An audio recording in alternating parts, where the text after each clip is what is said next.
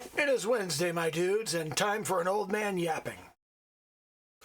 We're past Jubilee season, so we're in rum and coke season. As you can see, I get the Mexican coke. That's really important to get the Mexican coke. Fun little fact, the reason people started buying Mexican coke instead of American coke is because the American coke used high fructose corn syrup. So they started buying the Mexican Coke because the Mexican Coke was made with cane sugar, which makes it taste better. And then, here's the fun part. The food regulations in Mexico changed, so they didn't have to use cane sugar anymore.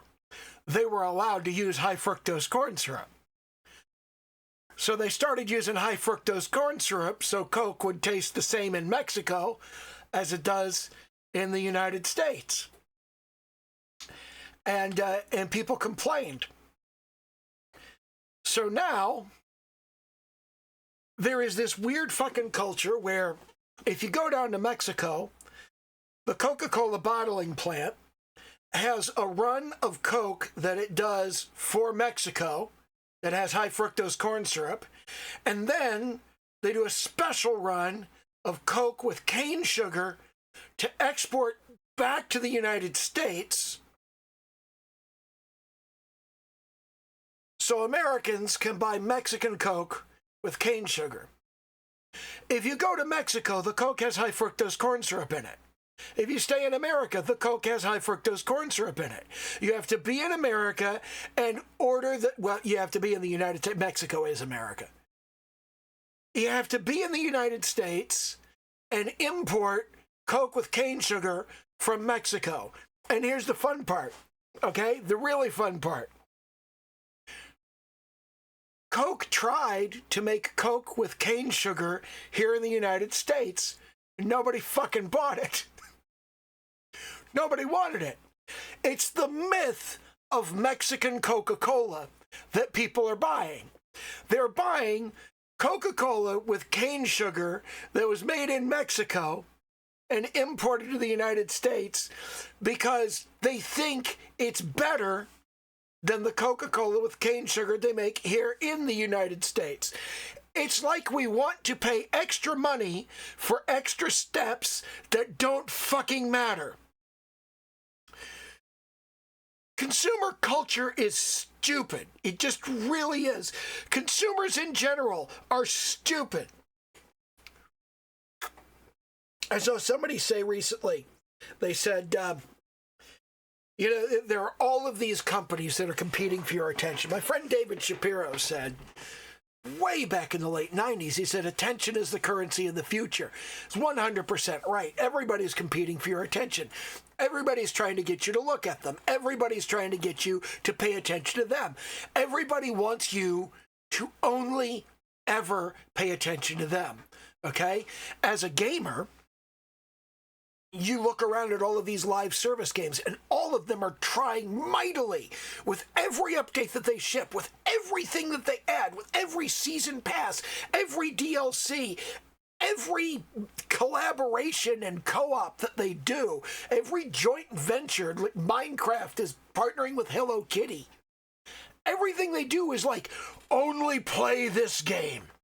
Just this game, just us, just the only game you play is this one. It's the only one.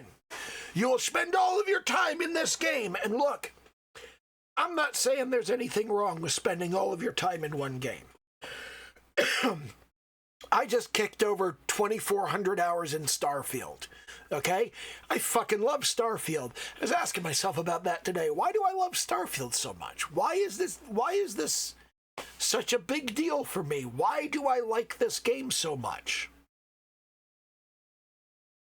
I don't know. Like, I used to play the shit out of Fallout 4, and I used to play the shit out of Skyrim, and occasionally I get the urge to go and play Skyrim some more, and I go and I play Skyrim, and I've done everything in Skyrim. I haven't done anywhere near everything in Starfield.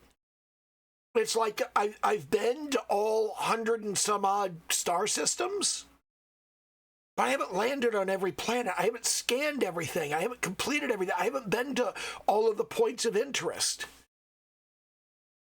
And I don't know that I ever will, because I don't care about most of them. It just doesn't matter to me.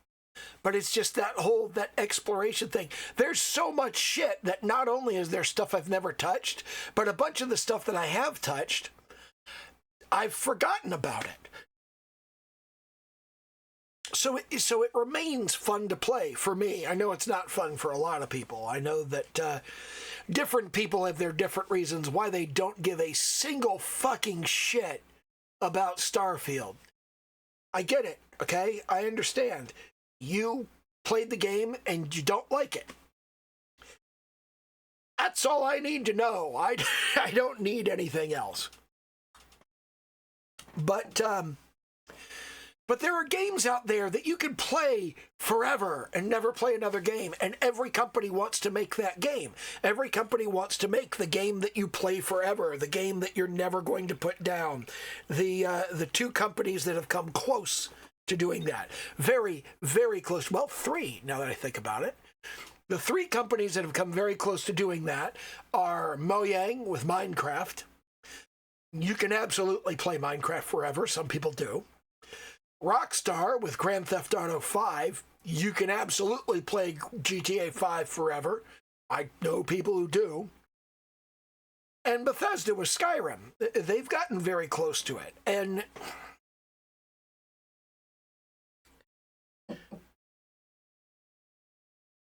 the thing about people who want you to pay attention only to them forever is you don't have to. You're the boss. You choose what you pay attention to. You don't have to play their game forever. You don't have to look only at them forever. You may be able to think of one or two figures in the tech industry or in politics, or occasionally in both, that seem to want you looking at nothing but them and talking about nothing but them and thinking about nothing but them, because they need to be the sole focus of your attention 100% of the fucking time. No, they don't. They're not the boss of you. Fuck them. Not literally. Don't literally fuck them. Like, if somebody's going around trying to be the center of attention and they want you to watch nothing but them and talk about nothing but them, that is absolutely not somebody you should fuck. Those people should not be allowed to breed. In the absence of that, then let's just agree by consensus, nobody's going to fuck them. Because you shouldn't. We don't need more of those people. We don't need them. Let nature take its course. Let them grow old and die without producing progeny. Those of them who can still go that far. Because they get bound up in that too. They get bound up in having a lot of kids. It's just they want all the attention. They want all the space. It all has to be theirs. And it's worth asking, well, I'm a game developer. Don't I want lots of people to buy my game? Yeah. Do I want lots of people to play my game? Yeah. Do I want them to play it for a long time? I want them to feel they got their money's worth. I want every single person who buys my game to feel like they got a really great fucking bargain. I want them, every time they look back at the game, when they're browsing through their library, go, man, I wish I could find something to play. I wanted to see my game and go, man, that was a good game. I liked playing that game. And maybe they go back and play it again. Or maybe they don't. You know, I got plenty of games that I go back through. It's like I got, Harvester. Harvester was one of my favorite adventure games way back in the day. I just thought it was really, really cool. Sanitarium was another one. And, Phantasmagoria. Phantasmagoria 2, A Puzzle of Flesh, obviously. The Seventh Guest, The 11th Hour, Sanitarium, Harvester. These were all my idea. These were really good games. I really enjoyed them. And I have a bunch of them in my Steam library. And I scroll through and I go, oh, I remember that game. That's really fucking cool. And then I keep fucking scrolling. Because I have tried to replay these games, and there's a thing that Harlan Ellison calls the greasy pastiche of nostalgia. It's where a thing is really, really cool to think about. It's a really cool thing for you to go, oh man, I remember doing that. I remember going there. I remember that thing. Yeah. But then if you actually go and do it, you're like, this sucks. This is bullshit. What the fuck was wrong with me? And a lot of stuff is like that. But as a game developer, I don't want all of your attention. I want your attention as long as you want to give it to me. I want to earn a quantity of attention. I want you to be happy about the amount of attention you gave me. And I want you to look back and go, oh, I sunk 30 hours into that game. That was a good 30 hours. Maybe I'll put a little more into it. Maybe not. And that's fine. Because I also firmly believe that your value as an artist, which a developer is an artist, but your value as an artist is not defined by the work that you have done, but by the work you are going to do. Everything that you have produced, you've already produced it. The reason that you sell it, the reason that people pay you for it, is not because you're being compensated for your time on that thing that you built. That's people saying, please give us more. It's saying, please go do the next thing. I want you to have money to go and work on the next thing so you can get that done, because that will be even better. That will be even cooler. And I think a lot of people are bound up in a question similar to I'm rambling incoherently at this point, and I don't fucking care.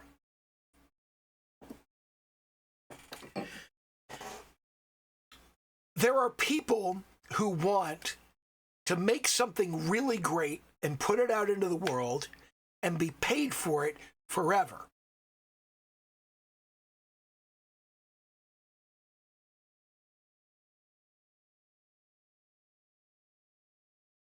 I cannot imagine this. I cannot imagine wanting to do the one thing that makes you a bunch of money and then go, okay, fuck off, I'm done. Retirement makes zero sense to me. I'm retired from a number of things that I used to do, but what I'm retired from is not doing the thing. What I'm retired from is relying on that thing to pay me money. I don't like that. I don't like being reliant on certain things to pay me money. I didn't like being a marketer. I didn't like being a salesperson. Well, not for my own stuff. I don't mind marketing and selling other people's stuff. I will go around all fucking day long and tell people how great your shit is and why they need to buy it. I'm happy with that. But when it's my shit, I'm really not comfortable telling people, buy my shit because my shit's great and I'm great and you should give me money. I don't like that. I don't like doing that. I feel like my work should speak for itself. I believe very much in, what the hell is that? There's a crumb in my rum and coke. It's a crumb and coke. I was eating goldfish crackers earlier today because I'm 4. But, what was I saying? Oh, yeah. Steve Martin said, be so good they can't ignore you. Those are my watchwords. Be good. Be really good at what you do. Make good shit and put your good shit out there. Somebody will see your good shit and go, holy shit, this is good. And they'll tell people. They'll tell people about your good shit, and then, you'll sell your good shit. I don't think you should have to sell your own shit. I think your shit should sell itself. I think if people go, what's that? They should look at the description of it and go, oh, well, that's some cool shit. That's really good. I want to buy that. I want to have that. I want to play that game. I don't think I should have to market and promote my shit. I think people who love my shit should market and promote my shit. And that means my shit has to be better. Because I can make absolute garbage and then go out there and promote my shit and say, my shit's great, my shit's awesome. That's why I don't like doing it. Because I see people doing that all the time, and their shit is garbage. It's absolute fucking garbage. And a lot of these people are out there going, I'll use Midjourney to fill up the gaps in my stuff. No, that's more garbage. You're just using the garbage farting machine. It's, I feel like you should at least want to do a good job. Like, it's okay if you don't do a good job as long as you tried to do a good job and you wanted to do a good job.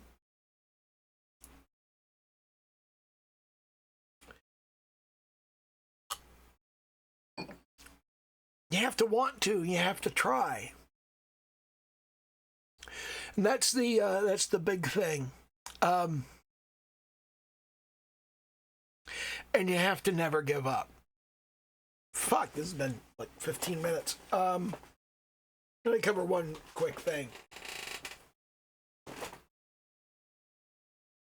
I have here Sherman K. Stein's textbook on calculus and analytic geometry. And the reason I have this is because this was my textbook in university. And I did not get a good grade in this course. I did not get anywhere close to a good grade in this course. Because right around here, right around page 235, the definite integral. I barely understand what a definite integral is. And that's in a, how many pages are there here?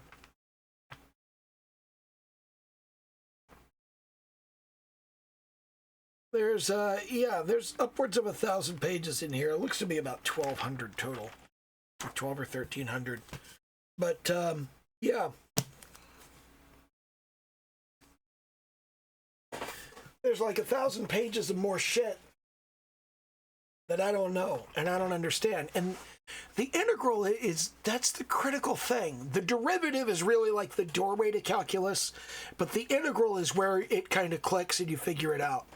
The reason I've got that book out is because one of my Discord members, my head moderator, in fact, is in Calculus 2, and we were talking about the nature of calculus, and he was saying, Calculus 2 seems easier than Calculus 1. And yeah, it does, because you're through the moment.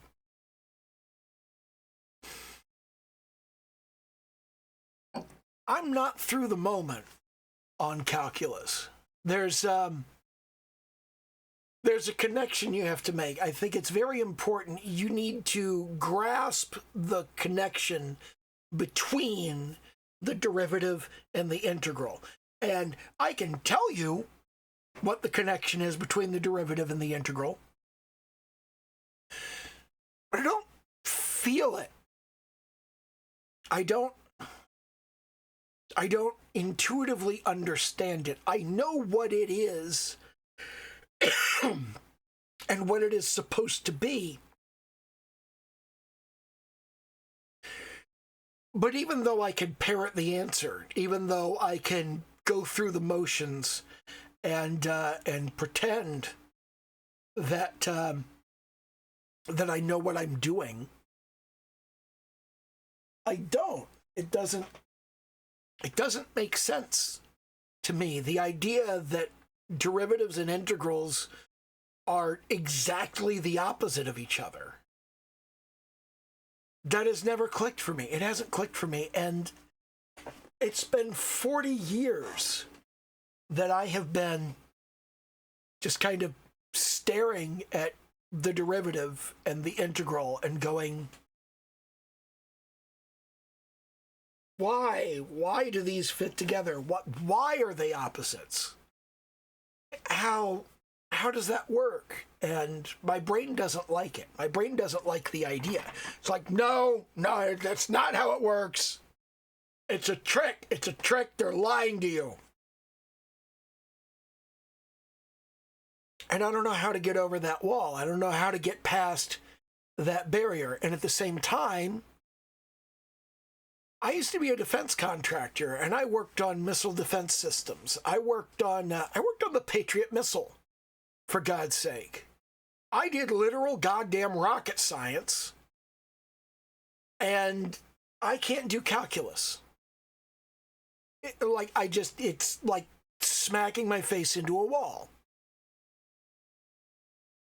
But I did actual rocket science with high school trigonometry, 'cause you can. And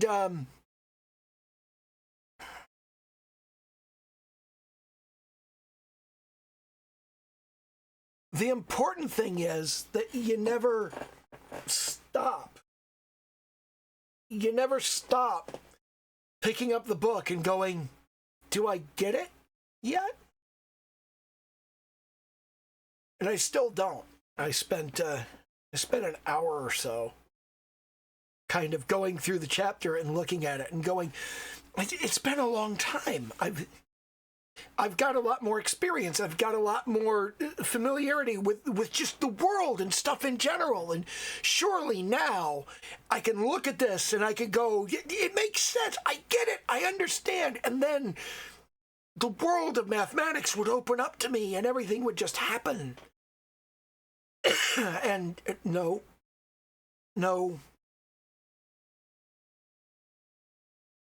I still don't fucking get it. I'm stupid in this regard. I have no fucking idea what this is. I do not know what I'm looking at or how it works. And that's very frustrating. Because I got a friend who's less than half my age, and he just knows this shit like the back of his hand. He's fantastic with it. He's really, really good. And that makes me proud. It makes me proud because I've known him for a long time. And I remember when he didn't know this stuff, and I've seen him like go and learn this stuff and get really good at this stuff. And I'm like, this is awesome. And I have nothing to do with it. I'm just proud of him because, you know, he's a friend of mine. He's doing good. And I'm like, yeah, great fucking job, man. And, you know, I look at my kids and I see my oldest son who dropped out of high school, never got a diploma, never got a GED, and still managed to get himself hired as a full-time software developer because he's that fucking good. I'm amazed by that. And I look at my youngest son, who's an amazing musician. I don't not understand why he doesn't pursue that more. He's a much better musician than I am. He's a much better artist than I am. He's not pursuing either of those two things, and I don't know why.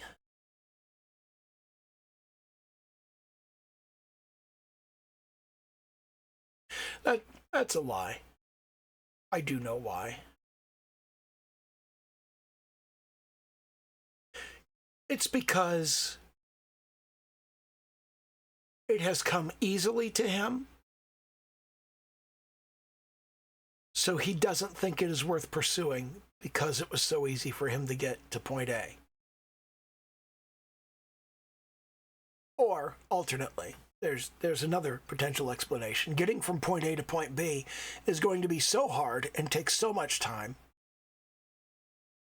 And he doesn't know how to do it because it's been so easy for him to get to point A. And I think on some level, he also, he looks around and he sees other people who are much better than him.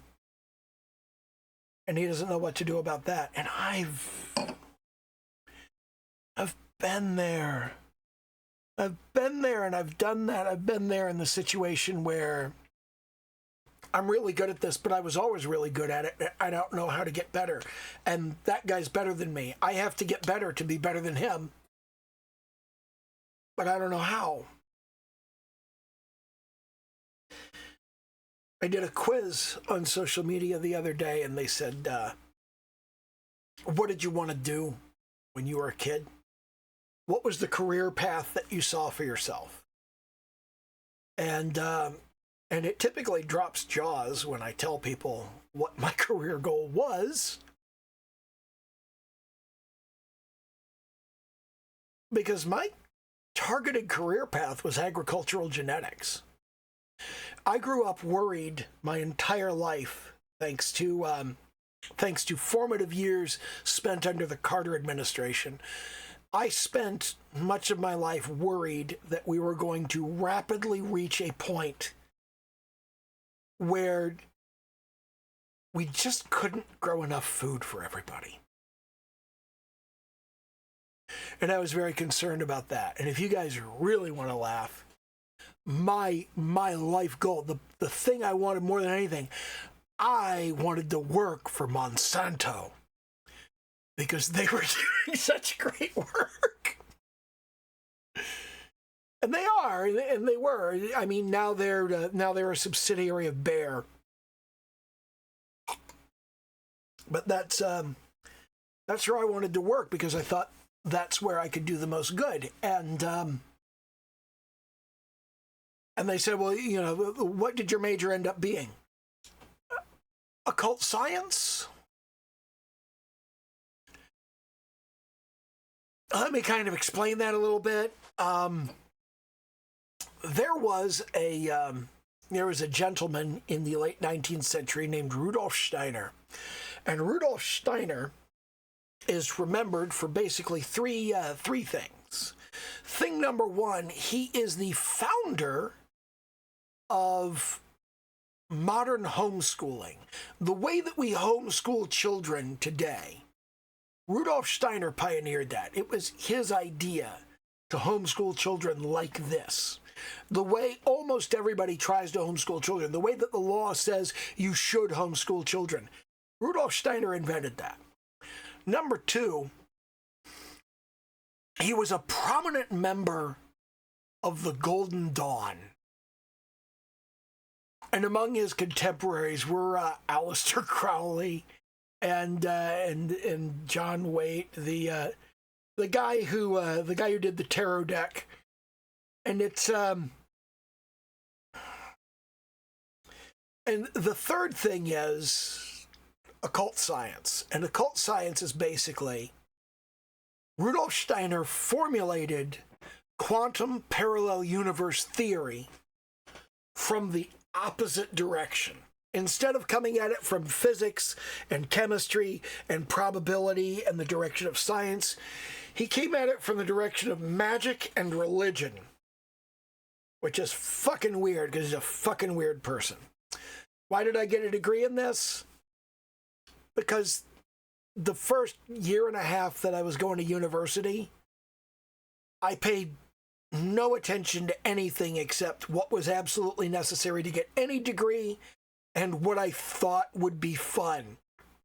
And what I thought would be fun, bear in mind, I'm 16, 17 years old at this point in my life. What I thought would be fun was anything that related to my Dungeons and Dragons campaign. So I took all of these classes on, like, religion and mythology and just weird shit. And then when I came to the last semester of my college career, I went, fuck, I need to get a degree. And I just frantically looked through all of the available things related to what I had been taking. until I found a degree that I could qualify for in one semester. And that was occult science, because of all of the horse shit that I took for my Dungeons and Dragons campaigns. So I ended up with this degree in occult science, which is a bullshit degree. It's worthless. It's good for nothing. Because it's not even a bachelor's degree. It's an associate's degree. A 2-year degree in anything is not worth much. And a 2-year degree in something nobody fucking understands, that's even worse. Especially if, I mean, I started saying that I didn't go to college on my resume and job applications because saying I had a degree in occult science scared people. And it was the 90s. It was the late 80s, early 90s. Well, it was the 90s because of my... Never mind. But the 90s were still kind of on the heel of the satanic panic of the 1980s. So, occult science graduate, people are fucking scared. Do I need another rum and coke?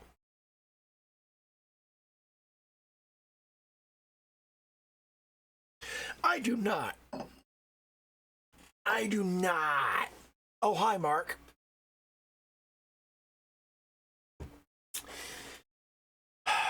What was I getting at? Oh, yeah. So I did this thing where it was just like,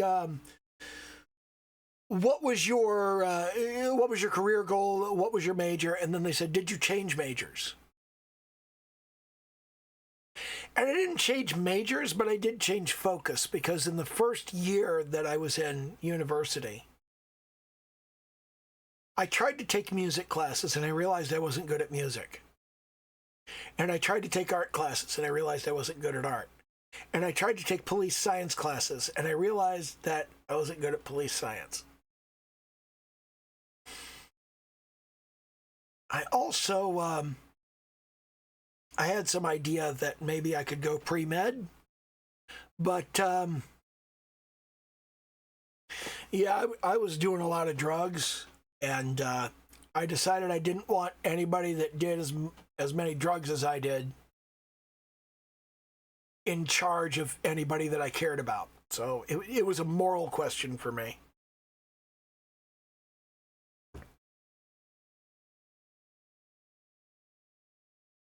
But that was one of the questions, is did you change majors? And no, I didn't change majors, but I changed focus. I wanted to get into agricultural genetics, but the world conspired against me. Kinda. I was stupid and made bad decisions, but the world conspired to make those bad decisions look like good decisions to me because I was stupid. And when I graduated high school, while I had technically graduated high school in Virginia, I did not meet a lot of the admissions requirements for what one would consider a good school, which was very frustrating. So I couldn't go to a decent school.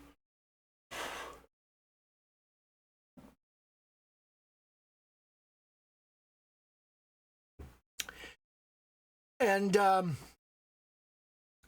that's one of those things where it's just like you get to the end of high school and everybody goes, you know, when you get out of high school and you go to university, you know, you'll be able to pursue your dreams. I wasn't able to pursue shit. That's a reality. That's a real reality that a lot of people have to deal with. And this is not a poor me thing. It's just a... if you graduated high school and either didn't go to university or you went to a university that didn't let you pursue your dream, that's normal. That's not some vast cosmic injustice. That's what most human beings have to live with. So, yeah. Keep working. I mean, I don't know that there's any avenue that I could go into agricultural genetics at any point at this point in my life. But if there are things that you want to do, keep working toward them. Keep pushing for them. If you don't understand calculus and you wish you understood calculus, keep trying, keep working on it. This is way too much fucking time, and I'm drunk. And, do the little YouTube dance, like, comment, subscribe, all of that happy horse shit. And, okay, bye.